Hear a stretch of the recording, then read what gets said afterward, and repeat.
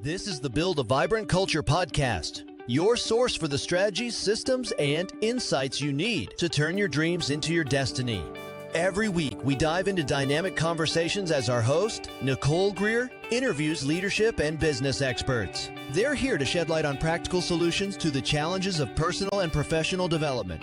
Now, here's your host, a professional speaker, coach, and consultant, Nicole Greer. Welcome, everybody, to the Build a Vibrant Culture podcast. My name is Nicole Greer, and they call me the Vibrant Coach. And I am here with another fantastic guest. And look what I got in the mail, everybody. Career Trust by Rich Salon. I'm so excited because this is a fantastic book that helps people get their head in the game when it comes to their career. But let me tell you about Rich. Rich's experience and understanding of the HR world comes from living in it for 25 years. Don't miss that, friends. He's a survivor, and he is currently a human resources and employee relations consultant, and as a corporate leader has held critical roles at leading companies including Home Depot, Penske, and Lowe's. His career highlights and recognition include he was named Hero of the Economy by CNN for work performed at Circuit City, and he has also helped leaders achieve superior employee engagement ratings. He's nicknamed the Chief Engagement Officer at a major corporation. He is known through his professions as Rich, the HR guy, and has published 2 books to help people find career fulfillment. And again, the one we're talking about today is Career Trust, and the other one is Unleashing Your Career. He's also a keynoter, and his topics include career fulfillment, employee engagement, leadership, and company culture, which you know I love. Building a vibrant culture. In his spare time, Rich holds 3 leadership roles within Rotary International. Please go check out what Rotary is. If you don't know what that is, please do that. Following his retirement, he will become a wish granter for adults diagnosed with terminal illness in memory of his mama. Everyone deserves a final wish is Rich's slogan. Please welcome to the show, Rich Salon. How are you? Thanks, Nicole. And I still remember the day we met. You Yeah. were the speaker at a Rotary Club meeting in North Carolina that I just happened to be attending. You knocked it out of the park, and I was quick to introduce myself at the end of the meeting, your presentation, and we've been in contact ever since. So thank you for supporting Rotary. And by the way, I also got a chance to catch the session with Paul Morton from Scotland that you interviewed recently. Oh, so You guys good. talked about one-to-ones. You talked about servant leadership, my favorite Mhm. leadership model, by the way, and its inventor, Robert Greenleaf. And it was awesome.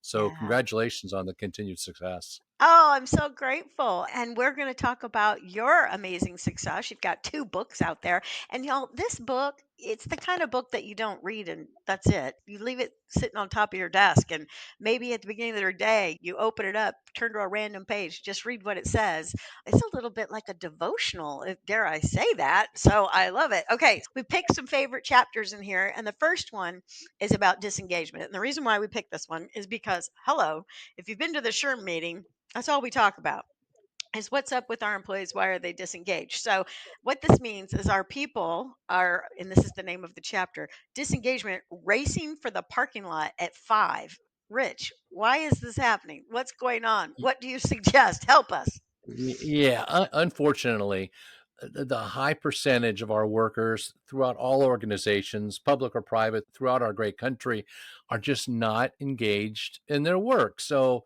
they're counting down the clock every afternoon. And when they see 5 o'clock, they're grabbing their bag and they're out the door. They're leaving skid marks often. Mm, So unfortunately, team members have passions regardless of what are their level. They want to do their best possible work. They want to be excited, but they want to utilize their talents and their passions. And sometimes they just not able to do that. In many companies, secrecy is still an unwritten competency and layers of red tape that continues to exist. So they have some challenge, they have some barriers. But when I think of engagement, we typically think, how's the employee engaged? What's their level? A lot of that onus is on the leader, their boss, their yes, manager, yes. their supervisor. And my advice to supervisors continuously is you employ people. That's a big task. And for many people, that's a daunting task. But understand what each of your team members' passions are. What do they love doing? Where do they want to go? What makes them tick? I help leaders understand leading people, running a department, running a business, corporation, whatever, really takes on a one size fits one mindset, not a one size fits all. There's no two businesses that are identical, just like there's no two team members or managers or supervisors that are identical. So understand the passions and figure out how you get the most out of the team members. Keep them excited every day. And what he's talking about is these passions that he's talking about and what's important to the employee. You got to do the one to one that we were talking about, the one on one. And really, Yep. it's about developing people. And I'll tell you, the first thing you're developing is their brain, like how they think about things and how they see their work and how they see their, don't miss this, everybody, potential. See, I think, Rich, don't you think it's because people are sitting there going, I got potential and nobody realizes it? Absolutely. Well, it's a two-way street. The team member has to speak up. Yeah. They got to help their boss understand how they grow, their best development method, and where they want to grow. So speaking up is part of it. And the other half is the boss, the supervisor, the manager recognizing the person's potential and developing programs or at least a plan on how to help them get from A to B. So it is a two-way commitment. Yeah, disengagement is all about relationship. Absolutely. Okay. So we've got 52 to choose from. I don't know how many we're going to get done. Let's do another one. So on page 18, he talks about 75 is the new 65. In our HR world, we talk about make sure you're not discriminating. There's a lot of great people who've already had one career and they're ready for a second career and they're energized. So, what are you talking about in this particular chapter? 75 is the new 65. Tell us. Yeah, if we went back 40 years and we said, I want to retire at 65, so I'm joining this company. I'm 22 years old, so I'm going to retire with this company 43 years from now. Age 65, I'll sit around and watch the grass grow and then figure out what day I want to cut the grass. Well, times have changed. It was a real eye opener for me when I met with a financial planner several years ago, and he said, "Okay, we're going to plan to live to 95." 95? My first reaction was, I'm not going to drive a recliner from age 65 to 95. Heck No no. way. Mm-mm. And people are living longer, they're living healthier, largely thanks to the advancements in healthcare and modern medicine. It's amazing. So people are going to be able to live and work till they're 75. So if they're in their 40s or 50s or 60s, don't think that you're going to hang it up at 65. That's right. Not likely going to happen. And for a lot of people, they don't want to hang it up at 65. Why? They're still vibrant. They want to That's use right. their energy. And then for employers and managers and directors out there, you know, really be cautious of the stereotypes when it comes to somebody that might be perceived as an older worker. And whether that person's 55 or 59 or 65 or 72, the stigma of are they going to be technologically savvy in this new world? It's an unfair stereotype. It's an Yes. unfair generalization. Give them a chance and plan for it. Because that 62-year-old that you just hired, you're thinking, oh, okay, he's just going to want to wait out 3 more years. No, he's got 13 more years and he's looking forward to enjoying every single one of them. And guess what? He may surprise you on his 75th birthday to tell you, I'm looking forward to my next 5 years and be with you till he or she is 80. And that's great. Yeah. So that's the new world we live in. 75 is the new 65. People will be working into their 70s very commonly. Yeah. And here's the thing, it's also called discrimination. If Um, you have a bias yeah. against the folks with gray hair and wrinkles, I'm just saying, I cover up the gray hairs, but I definitely have the wrinkles, but I'm working on them. I'm using a new cream. But here's the thing, I think that sometimes people might be in a role till they're 65, but Mhm. then maybe they just want to readjust and do something different inside the company, redirect themselves, do something that has less stress, less demands. but still somebody who has expertise who's available to all the folks that need development. I think that is fantastic. All right, we're going to talk about a leadership style right now. So this is another chapter in Rich Salon's book, Career Trust. Okay, get this at the Amazon, everybody. And so there's this leadership style, not servant leadership by a long shot. This is the opposite. This one's called command and control. Think back to your favorite leader who was very bossy. There they are. Okay. Command and control. It's time to go. So, this is what he says. He says, many of us grew up in a unique management style called command and control. It seems a little surprising that a style popular, don't miss this, in the Roman Empire still exists in some corporations today. So, this is older than you and me, Rich. Okay. Way older. So, talk about command and control. What are your thoughts when people are in this kind of situation? First of all, You command what's going on? Command and control, otherwise known as it's my way or the highway. Right. Very authoritarian. Go do this, this, and this, then come see me, and I'll tell you to do that, that, and that. It's rigid leadership. It is not welcoming the employee's image.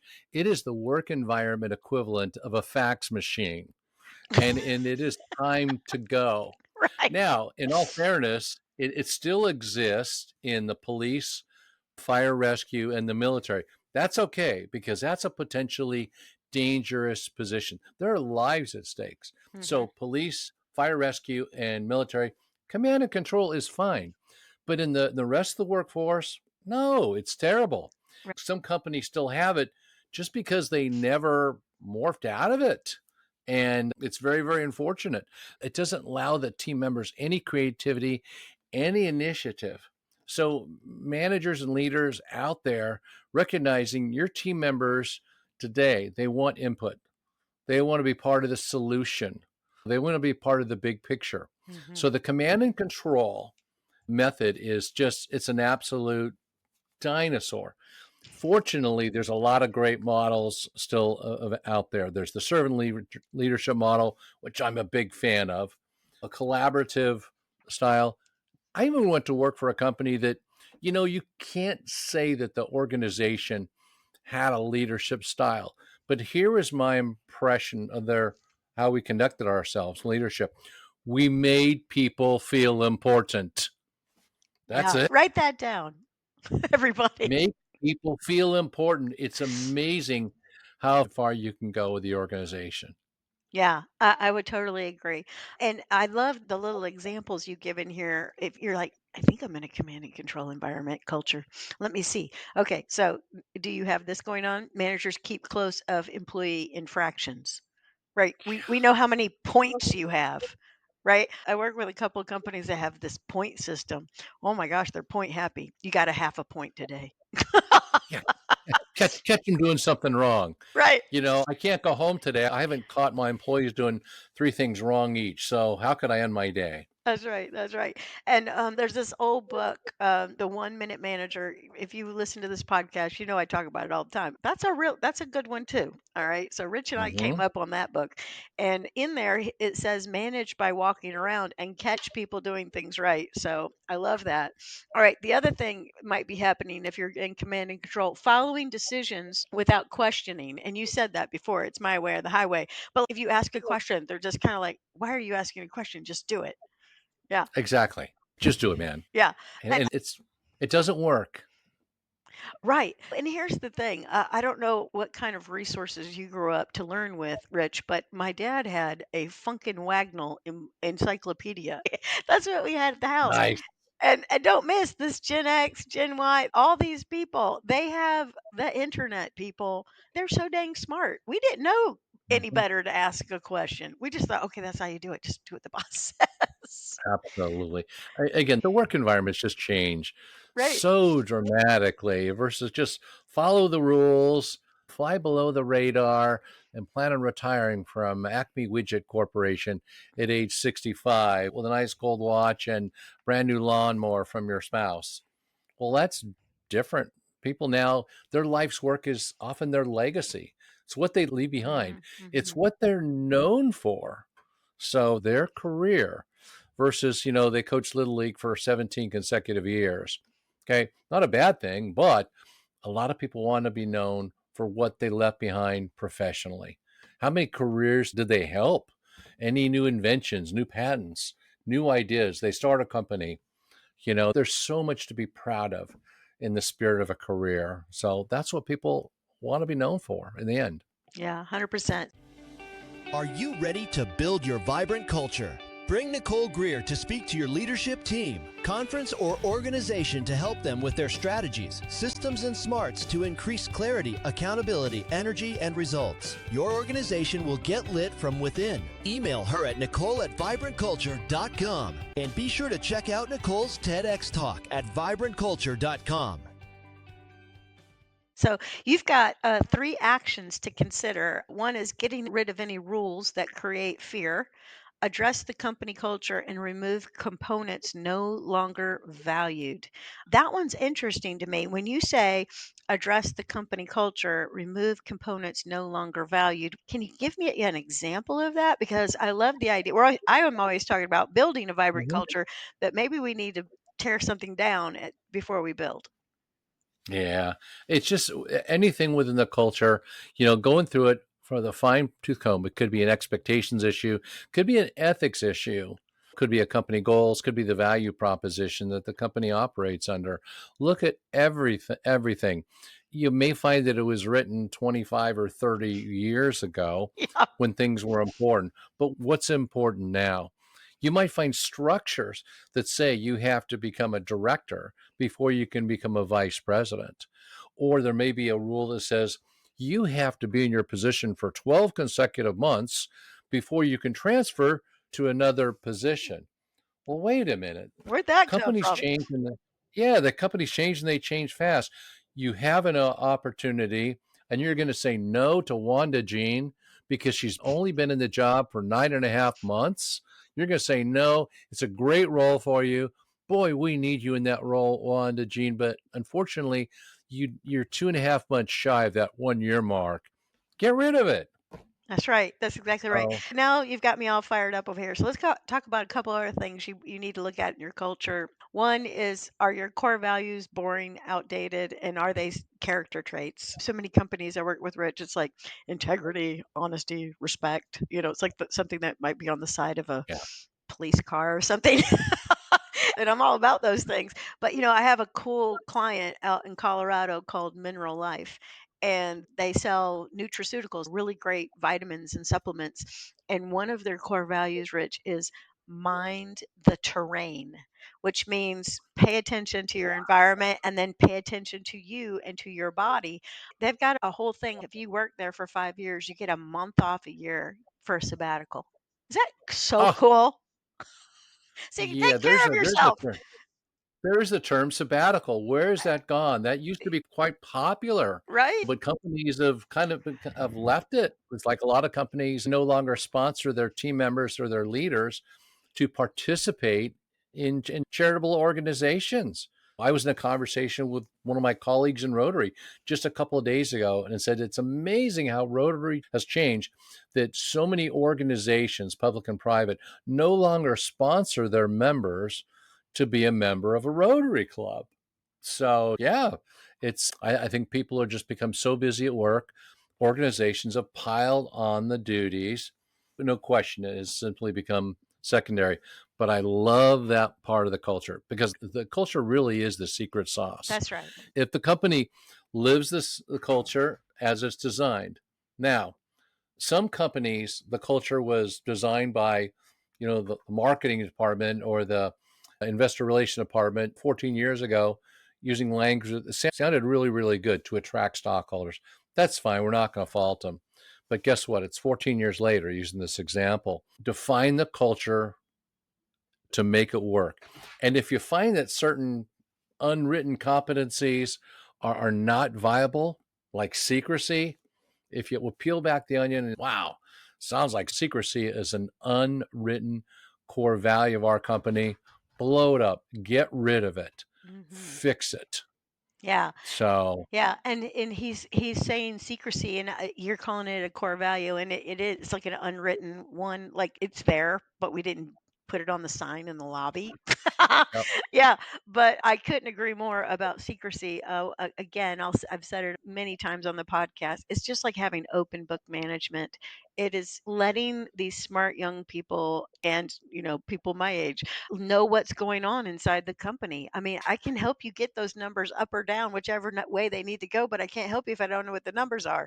So I think what you're saying is so Absolutely. good. And then the final thing, because I think it's worth mentioning, page 41, command and control. It's time to go. Problem solving should be conducted with leaders and employees together. Oh, People want to be part of the solution. yeah. Yeah, And how absolutely. many times have some of the best ideas come from the front lines where leaders go, wow, how come I didn't think of that? Well, I'm sorry you're not on the front line. I do this and live with it every day. Right. Right. Yeah, and they get an email and they look at the email and they're like, "That's not gonna work." And Ah, I got 3 reasons why it won't work. That's yep, first of all, that's not how it works in the beginning. So get with your people, bring them in, and that's the other thing we were talking a little bit ago about disengagement. I think that's one of the things is like there's problem solving going on without consulting me, and I know how to fix the problem. And you're not even talking to me. absolutely. Yeah. Yeah, yeah. You Okay. betcha. All right. Page 69, everybody. And don't forget, we're talking to Rich Salon. He's the author of Career Trust. Again, this is like a little thing you just leave right on top of your desk and read from it every day to get all of this internalized. So he's going to talk about company culture. And so here's the title: Company Culture Help Your Employer Live It. The culture within any company is known as its secret sauce. The work environment, mission, leadership style, ethics, expectation, and goals combined make it special, along with the value proposition designed to produce results. So, what are you talking about in this chapter, Rich? How can I help? How can employees help the employer live it? Absolutely. So there's an expectation or perception within organizations that human resources and senior leadership are the culture drivers for the organization. Well, frankly, it's not true. And companies that are relying solely on HR and senior leadership are frankly missing the boat. And going to be All the team disappointed. members, absolutely, all the team members at all levels are really charged with making the culture work. And from the front line and the second levels, I expect them to speak up, raise questions.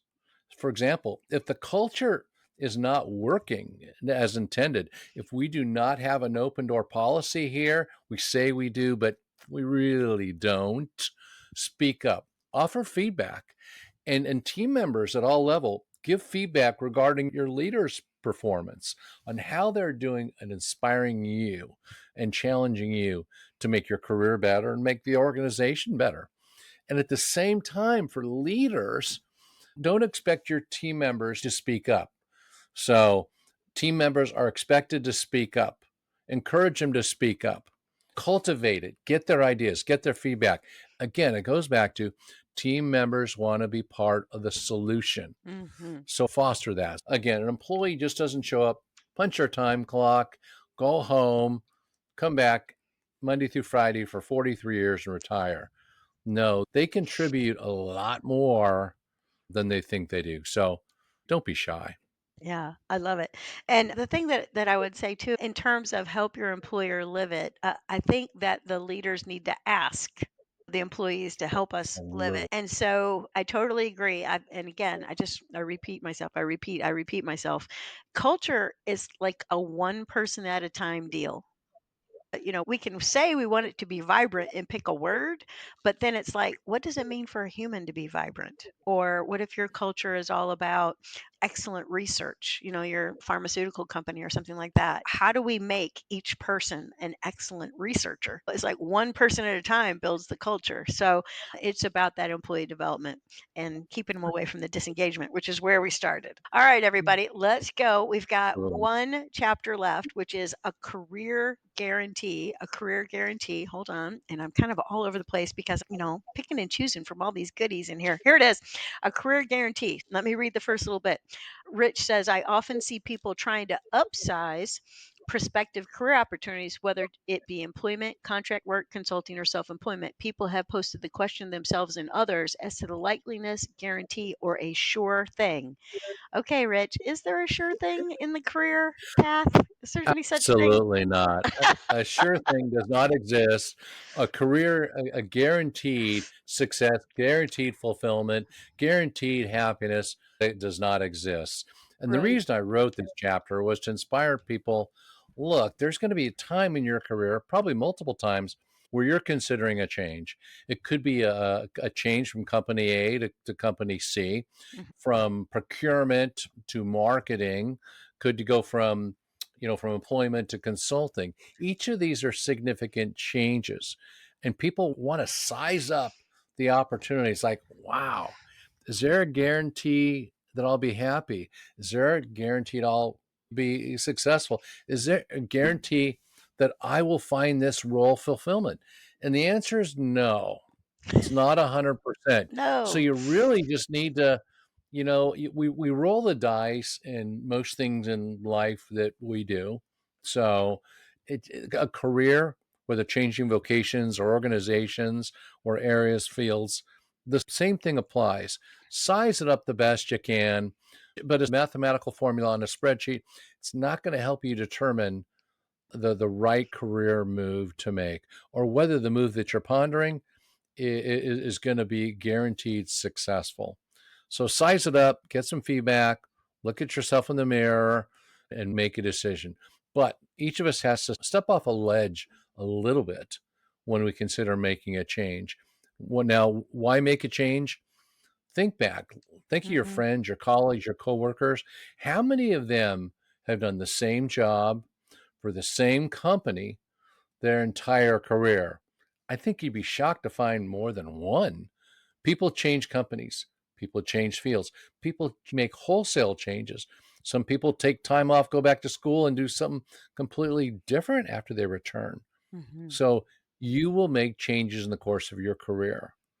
Don't get wrapped around the axle and worrying about your likelihood of success. Yeah. No guarantee. I agree. And I think that the most important trait to do that is this character trait, what I call willingness. And here's the definition again, friends. Willingness is the ability to do what needs to be done without reservation, refusal, or judgment.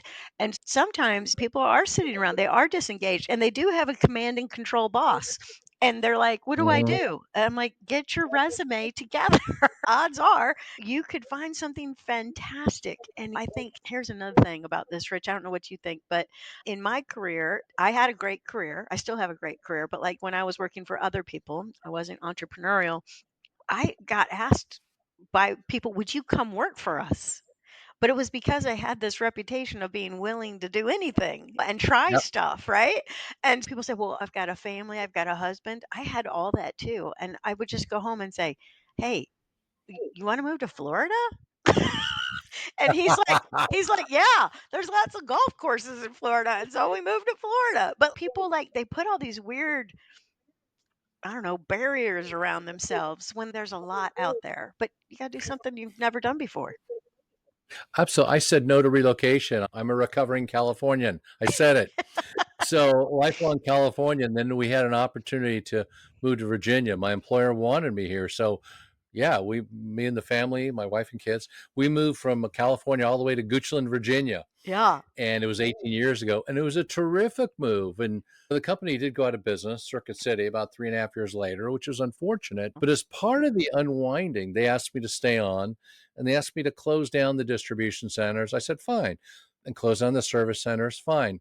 Then they came back and they said, Rich, we want you to kickstart the job search for the 34,000 people just laid off nationwide. It's like, okay, you had me at hello. And what an And I experience. figured it out. Who gets And that I figured it experience? out. Exactly. I figured it out, and I had an opportunity to tell every company in America that their responsibility to their team members following a layoff announcement does not end. I showed them what I could do, what we did with almost no resources. Right. And for me, it created a second career calling. It showed me at the end of that assignment that I'm destined to help people with their career search. So I've been doing that after work, nights and weekends, for the last 15 years Mm. because my destiny, my career passion is to help people find the career fulfillment that they need. I always thought that that was my DNA as part of HR, and I'm still in HR, but coupled with the career transition coaching that I do, yeah, it's fulfillment. Go for it. Don't rest till you get it. So I got lucky. So I did step off a ledge when I moved all the way from California to Virginia, only to work for a company that went out of business 3 years later. So great experience for me. That's an example. You got to take a risk sometimes within the course of your career, and you'll find the growth is amazing. That Yeah. was an example. That's so good. That's so good.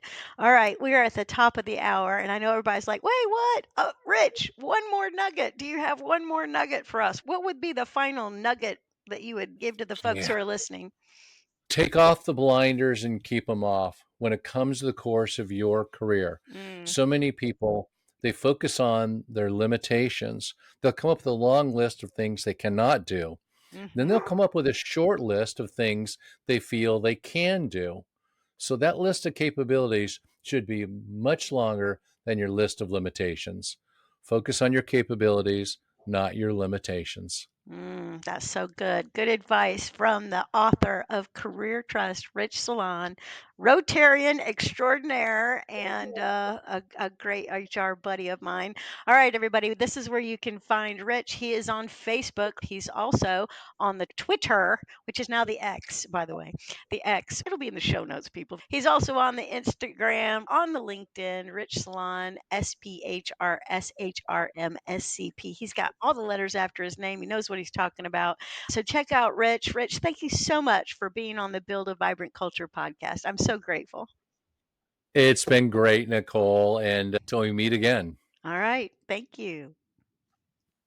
Thank you for joining us on this episode of the Build a Vibrant Culture podcast. If you found value in today's episode, please take a moment to leave us a review on your favorite podcast platform. Your feedback helps us improve and reach more like-minded listeners. Remember, the journey to building a vibrant culture never stops. Stay inspired, keep nurturing your vibrant culture, and we can't wait to reconnect with you on the next exciting episode of Build a Vibrant Culture podcast.